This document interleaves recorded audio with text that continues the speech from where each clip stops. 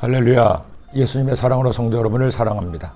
1859년 찰스 다윈이 출간한 종의 기원이라는 책은 생명의 기원에 관한 생각을 혁명적으로 바꿨습니다.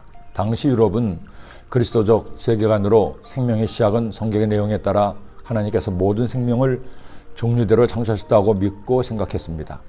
다윈 역시 하나님의 존재를 부정하지 않았지만 자신의 연구 결과 생명체는 자신과 자손의 생존을 위해 투쟁할 수밖에 없으며 이를 통해 더 잘 적응하는 종으로 변하여 진화한다는 진화론을 주장하였습니다. 사실 다윈은 자신의 연구 결과가 얼마나 엄청난 반향을 불러오는지 몰랐습니다. 그러나 이 진화론은 생명의 기원에 관한 창조론을 의심하기에 이르렀고 이후 과학계는 진화론을 정설로 받아들이고 있는 실정입니다. 하지만 진화론은 진리에 대한 심각한 왜곡을 불러왔습니다. 생명의 기원에서 하나님을 제외시키게 된 것입니다. 세상 모든 만물을 절대자가 만든 것이 아니라 우연히 생명체의 선택에 따라 진화되었다는 것은 세상 모든 것에 대한 불확실성을 낳게 한 것입니다. 문제는 종의 변이 생명체가 다른 종으로 진화되었다는 것을 입증하는 어떤 증거도 없다는 사실입니다. 단순히 진화 과학자들의 추론에 따라 주장하는 이론이지 입증된 사실이 없습니다. 그럼에도 오늘날 과학은 생명의 기원에서 역시 입증할 수 없는 하나님을 제외시키므로 각자 자기의 소견대로 진화론을 마치 입증된 진리처럼 믿으라고 요구하고 있습니다.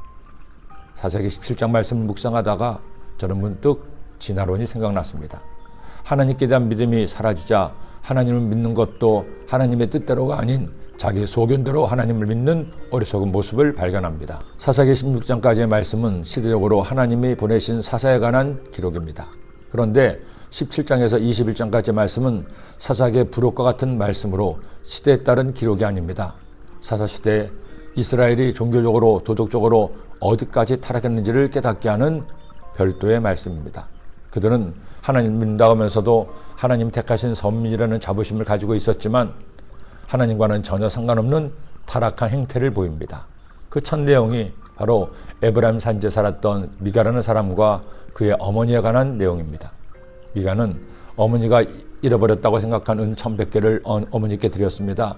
그러자 어머니는 그 은을 야훼 하나님께 드리는데 그것을 기가 막히게도 신상으로 만들라고 합니다.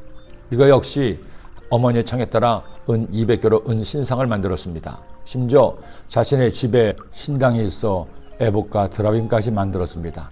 그리고 자기 아들 중 한 명은 제장으로 삼기까지 했습니다. 하나님의 말씀과는 전혀 상관없이 성막이 아닌 자기 집에서 그것도 하나님이 가장 미워하시는 우상을 만들어 섬기고 레위인이 아닌 자기 아들을 제사장으로 삼았으니 이보다 더 기가 막힐 수 없습니다. 그런데 이 사건은 거기서 끝나지 않습니다. 베들레헴에 살던 레위인 청년이 먹고 살 길이 막막해 거주할 것을 찾다가 에브라임 산지에 사는 미가의 집까지 왔습니다. 미가는 그가 레위인임을 알자 그에게 돈을 주고 자기의 제장으로 삼고자 합니다. 은신상을 하나님으로 믿고 미가의 집에서 제사를 드리는데 레위인에게 제사장이 되어 달라는 것이죠. 그런데 또 이 부탁을 레위인 청년은 선뜻 승낙합니다. 레위인임에도 먹고 살기 위해 하나님의 말씀을 완전히 무시하는 그였습니다. 하나님 뜻이 아닌 자신의 뜻대로 살았던 사사시대, 그것도 시간이 지날수록 점점 더 하나님에게서 멀어지는 이스라엘 민족이었습니다. 우리가 예수님을 믿습니다. 하나님을 나의 아버지로 믿습니다. 그런데 믿음은 이해와 납득의 대상이 아닙니다. 믿음은 그저 믿는 것이지 생각해보고 따져보고 계산해봐서 믿는 것이 아닙니다. 오늘날 유럽교회가 하나님에게서 멀어지게 된 가장 근본적인 이유는 진화론의 대도와 함께 하나님의 말씀인 성경을 믿음의 대상이 아닌 비평과 연구의 대상으로 생각하면서부터입니다.